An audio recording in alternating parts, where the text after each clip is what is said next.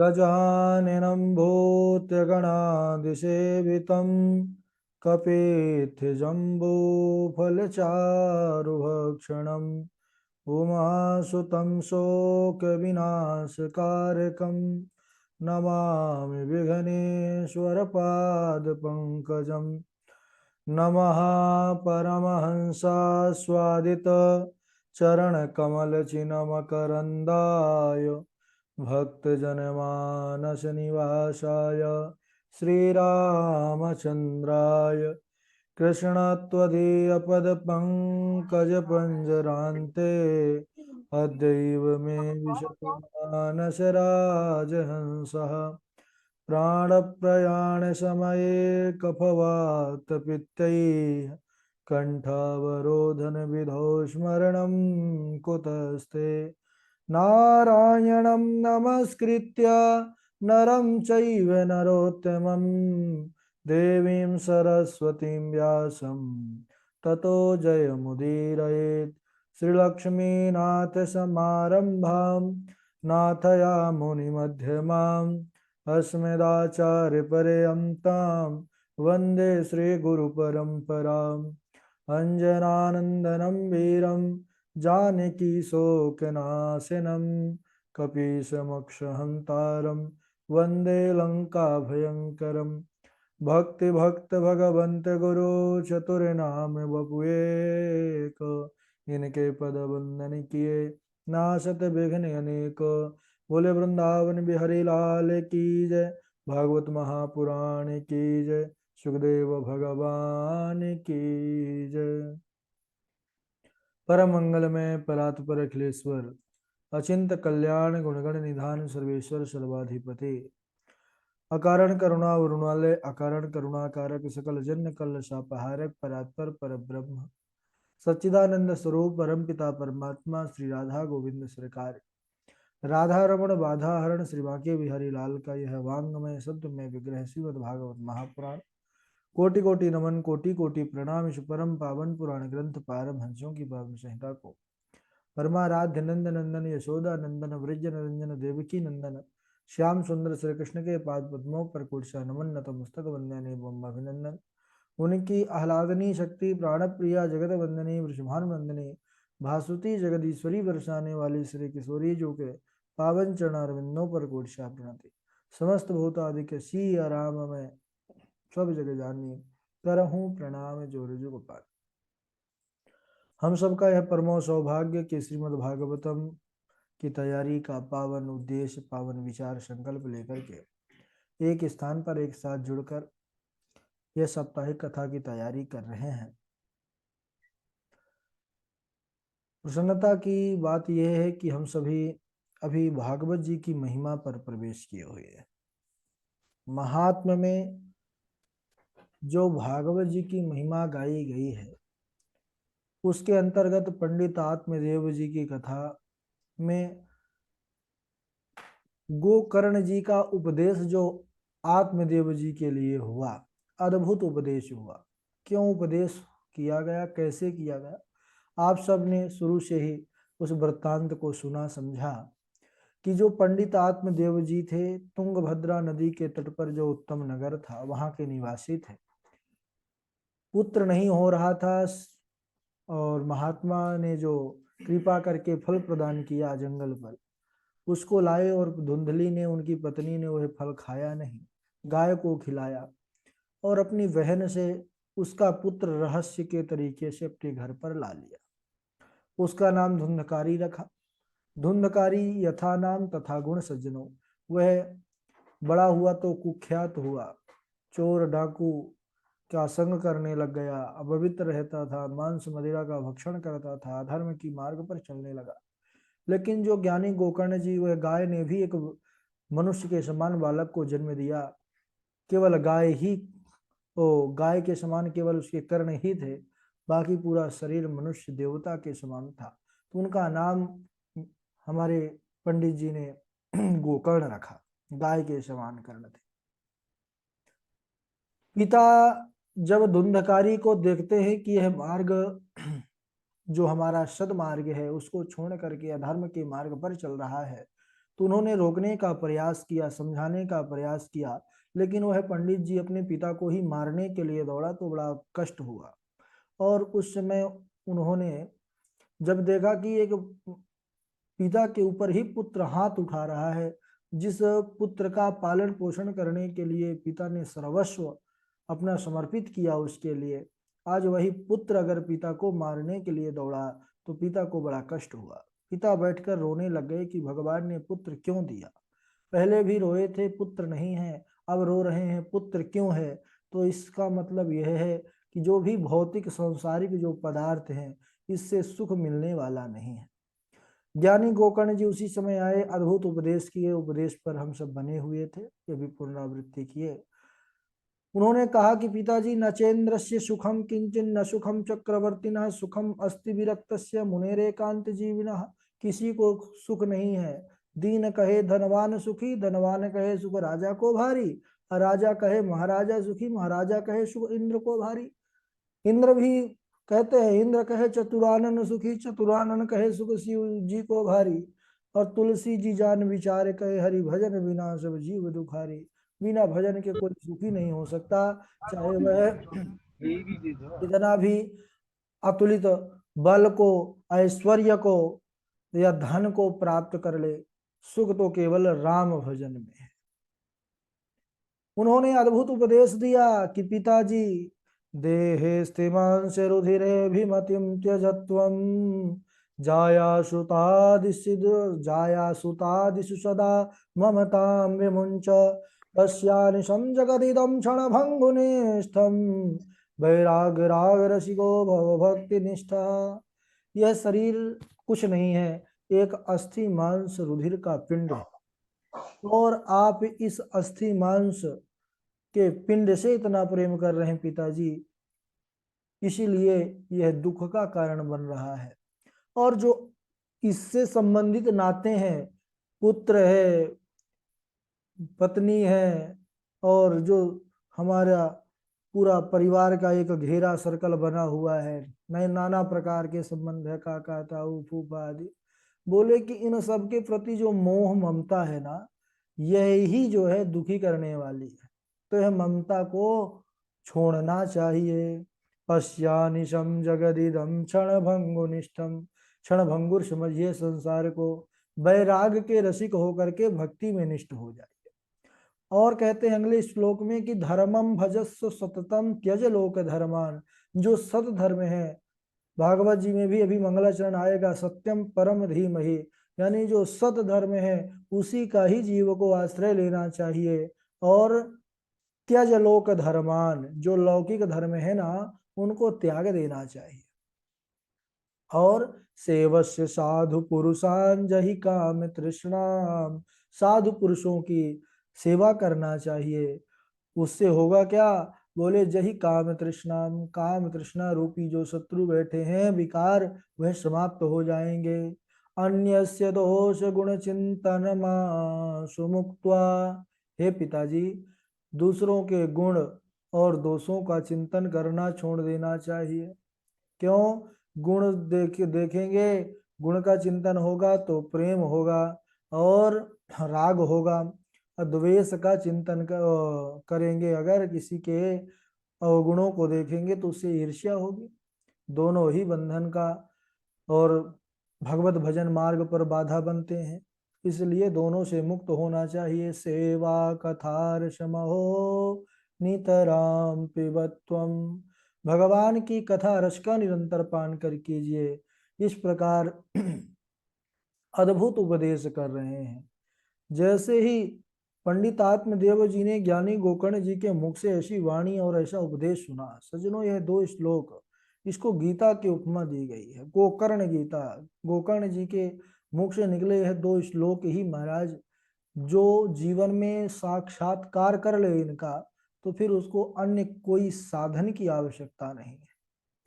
उन्होंने कहा कि हाँ पिताजी, केवल भगवत भजन ही जीव को प्रसन्नता और सुख देने वाला है, बाकी संसार में दुख ही दुख है।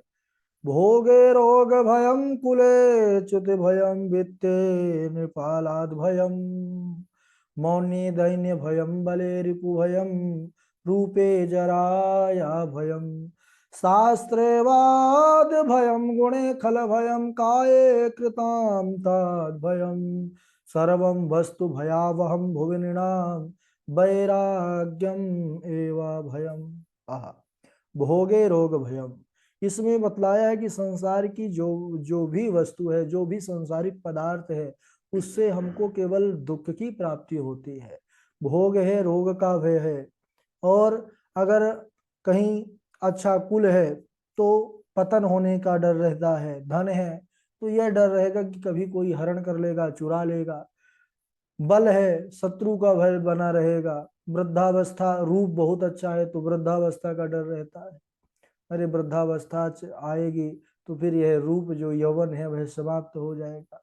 बहुत ज्यादा हमारे अंदर विद्वता है तो वाद विवाद का डर बना रहता है। तो इस प्रकार बोले, शरीर है तो शरीर में मृत्यु का भय है। काये कृतांताद भयम सर्वम वस्तु भयावहम भुविनाम। यानी संसार की प्रत्येक वस्तु भय से भरी हुई है। तो क्या भय से भरा नहीं है? यानी बोले वैराग्यम एव अभयम, केवल वैराग्य ही अभय प्रदान करने वाला है पिताजी। जब इस प्रकार ज्ञानी गोकर्ण जी ने अपने पिताजी पालक पिता को इस प्रकार का उपदेश दिया तो पंडित आत्मदेव जी के अंतःकरण के जो चक्षु हैं वह खुल गए और अंदर वह ज्ञान आ गया। सद असद का जब उनको ज्ञान हुआ, उन्होंने अपने पुत्र को नमस्कार किया और वहां से सीधे वन की ओर चले जाते हैं। वन में भागवत जी के 10वें स्कंद का पाठ करते हुए, भगवत आराधन करते हुए और अंत समय उन्होंने भगवान के उत्तम लोक को प्राप्त कर लिया। बोलिए भक्तवत्सल भगवान की जय। पिताजी वन चले गए तो एक दिन धुंधकारी अपनी माता के पास आता है और कहता है कि हे माता, पिताजी ने जो जीवन भर कमाया है वह धन कहाँ रखा है, लाओ मुझे दे दो। माता ने कहा कि अरे दुष्ट, तूने पहले ही सारा धन ले जाकर के गंवा दिया है, उड़ा डाला है, और तू अब मुझसे मांग रहा है कि धन कहाँ छिपा करके रखी हो, कहीं नहीं है धन। जब इस प्रकार धुंधकारी ने सुना, वह तो दुष्ट था, क्रोधी स्वभाव का था। उसने माँ चूल्हे पर भोजन ही पका रही थी, बना रही थी, तो वह बोला कि अरे तू धन ला करके देती है, यही जलती हुई लकड़ी से तेरी पिटाई करूं, उठाऊं लकड़ी। हाथ में लकड़ी जलती हुई उठा लिया महाराज। जलती हुई लकड़ी को जब देखा धुंधली ने तो इतना अंदर से उसको ग्लानि हुई कि इसी पुत्र के लिए मैं जो है पूरा जीवन त्याग तपस्या करती रही और यही पुत्र आज मुझे जलती हुई लकड़ी से मारने के लिए बोल रहा है। वह भय से आक्रांत होकर के भागती है, रात्रि में ही दुखी होकर के भागी और अनजानवश भागते भागते एक कुआं था, अंधकूप, वहीं जा करके गिर जाती है और गिरते ही उसका प्राणांत भी हो गया। महाराज गोविंदाय नमो नमः हो गया। अब धुंधली चली गई तो इसके बाद ज्ञानी गोकर्ण जी समझ गए, पिताजी चले गए, माताजी चली गई, अब हम भी चले जाए टाइम से, क्योंकि यह बड़ा दुष्ट है। ज्ञानी गोकर्ण जी आए, बोले भैया प्रणाम। धुंधकारी ने कहा हाँ बोलो क्या बात। बोले मैं तीर्थ यात्रा करना चाहता हूँ भैया, बड़ी इच्छा है हृदय पर, आत्मिक इच्छा है। धुंधकारी ने कहा बहुत अच्छे वक्त पर तुम्हारा विचार आया है, तुम शीघ्र यहाँ से चले जाओ, नहीं मैं ही व्यवस्था करने वाला था। दुष्ट सो दुष्ट। अब ज्ञानी गोकर्ण जी ने अपना झोली माला उठाया और वहां से तीर्थ यात्रा के लिए निकल पड़े। अब यह क्या हुआ, स्वच्छंद हो गया महाराज। परम स्वतंत्र न सिर पर कोई, परम स्वतंत्र हुआ। कोई अब इसको न तो पिता रहे, न माता रही, न भाई रहा। तो उसने घर पर अपने 5-5 गणिकाओं को लेकर के आया और उनका पालन पोषण करने के लिए बड़ा उग्र कर्म करने लगा। चोरी बड़ी बड़ी करता, डकैती, लोगों को मार डालता, धन लूट लेता, यही नित्य का उसका कर्म हो गया। कुछ दिन व्यतीत हुए सज्जनों, उन गणिकाओं ने आभूषणों की, वस्त्रों की मांग की, तो वह अपने जान पर खेल करके एक राजा के यहाँ चोरी किया और बहुत सा वस्त्र आभूषण चोरी करके लाया। गणिकाओं ने उस बहुत सा धन खजाना को देखा तो उन्होंने विचार किया, आपस में बात किया कि अरे सखियों, देखो यह तो दुष्ट है, यह चोर किसी ना किसी दिन तो पकड़ा ही जाएगा, और जिस दिन पकड़ा जाएगा तो राजा इसको मृत्यु दंड फांसी दे देगा, और इसके साथ हमको भी बिना मौत के मरना पड़ेगा। तो क्यों ना, मरना तो इसका निश्चित है, एक दिन तो इसको मरना है, तो हम ही इसको मार डालते हैं। ऐसा षड्यंत्र, ऐसा विचार। देखिए जो धुंधकारी, क्योंकि इनका पालन पोषण तो करता था, चोरी करके लाता था, देता था, लेकिन इस प्रकार जो स्वेच्छाचारणी स्त्री होती हैं, उनका जो मन होता है, उनका जो स्वभाव होता है, उनके हृदय पर जो कठोरता होती है, यहाँ पर उसका जो है दर्शन किया जा सकता है। उन्होंने कहा कि हम इसको आज मार डालेंगे, पूरा प्लान बना लिया, प्लानिंग कर लिया। अब यह मदिरा के नशे में रात्रि को आया और मदिरा का सेवन कराया गया, और जैसे ही यह खाट पर दिन भर का हारा थका आया, चोरी डकैती करता रहा, और महाराज जैसे ही लेटा वैसे ही यह निद्रा के वशीभूत होकर के सो गया। सो जाता है तो उन गणिकाओं ने खाट से बांध दिया उसको कि यह भाग ना पाए, और एक आती है, उसने फांसी का फंदा जो है उसके गले पर डाला और खींचना प्रारंभ करती है। पूरी शक्ति लगा करके जब उसको वह गले पर रस्सी कसने लगी तो वह चिल्लाने लगा, मुझे बचाओ बचाओ, मौत से सब डरते हैं। धुंधकारी चिल्लाने लगा तो उन्होंने विचार किया कि कहीं भेद ना खुल जाए, हम पकड़ी ना जावे। तो एक ने देखा कि चूल्हे पर अभी बड़े बड़े अंगारे धधक रहे हैं, वह जल्दी जल्दी गणिका जाती है और भर कर अंगारे ला करके धुंधकारी के मुख पर अंगारे ठूंसने लगी। आह, वह कैसा भयानक जो है, कैसी क्रूरता रही कि जब अंगारे उसके मुख में ठूसे गए, वह इतना तड़फा, इतना उसको वेदना हुई, इतना कष्ट हुआ कि वह बस बोल नहीं पा रहा। लेकिन मन में उसको अब अंतर्ग्लानि और मन में बड़ा पश्चाताप हुआ। विचार करता है, सुधामयम वचोयासाम कामिनाम रसवर्धनम हृदयम चोरधाराभाम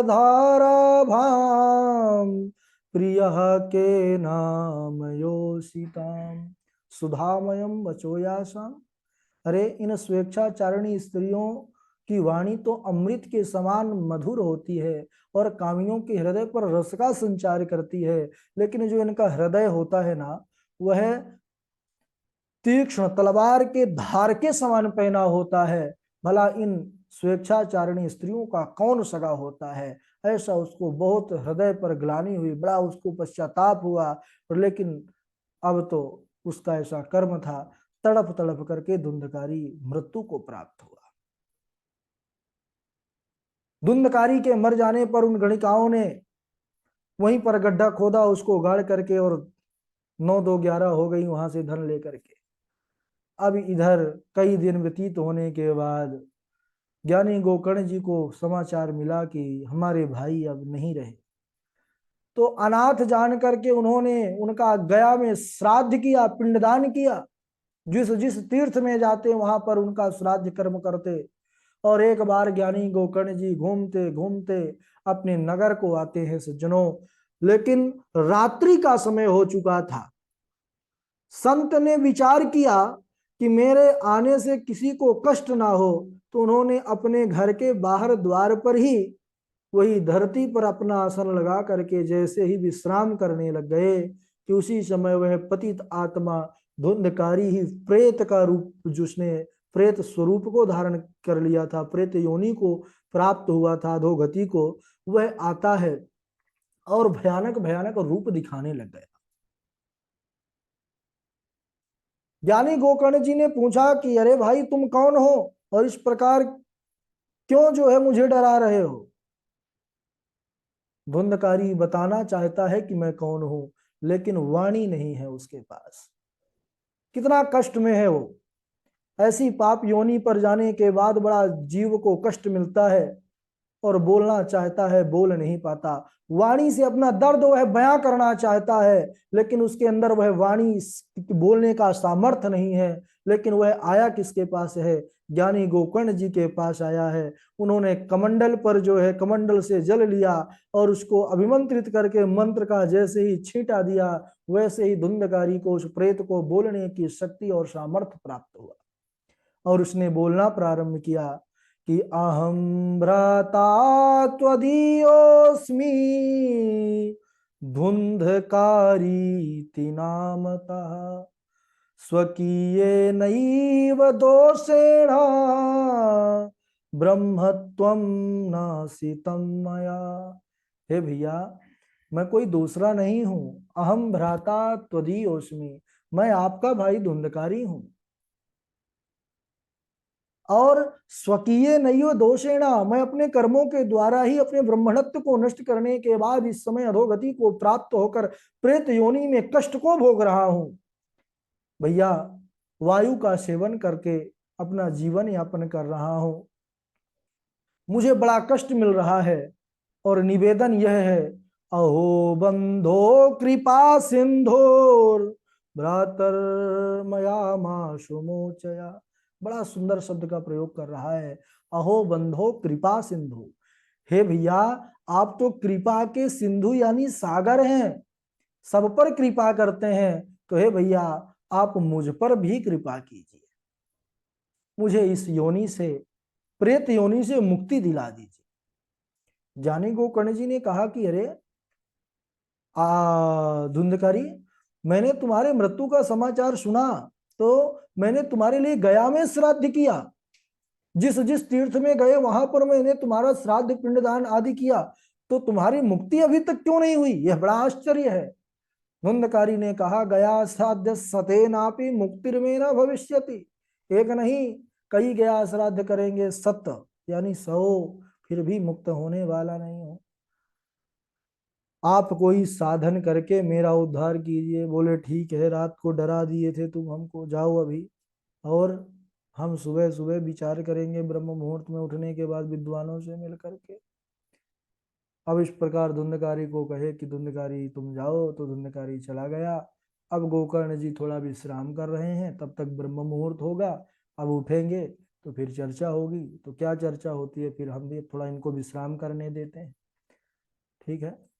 क्योंकि थोड़ा अभी तक तो विश्राम के लिए लेटे ही थे कि धुंधकारी ने डिस्टर्ब कर दिया था इनका, विश्राम होता हुआ उनको नहीं देख सका। अब हम लोग थोड़ा सा विश्राम करने दें, ठीक है?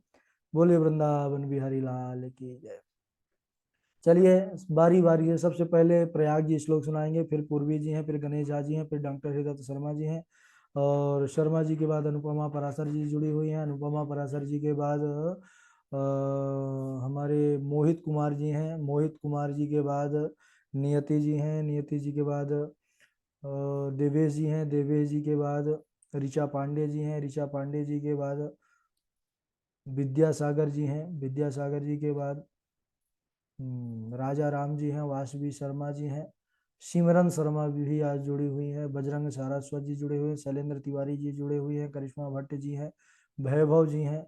वैभव जी के बाद अनामिका शर्मा जी हैं। स्नेहा जी हैं, और पंडित त्रिलोकीनाथ शुक्ला जी हैं, ठीक है? सत्यम जी भी जुड़े हुए हैं। मधुर, ठीक है? और अमित कुमार जी हैं। अजय चौबे जी हैं। चलिए, आगे पीछे नाम हो जाता है, हम बाद में और ले लेंगे नाम। शुरू शुरू करिए प्रारंभ। राधे राधे गुरु जी, प्रणाम। जी,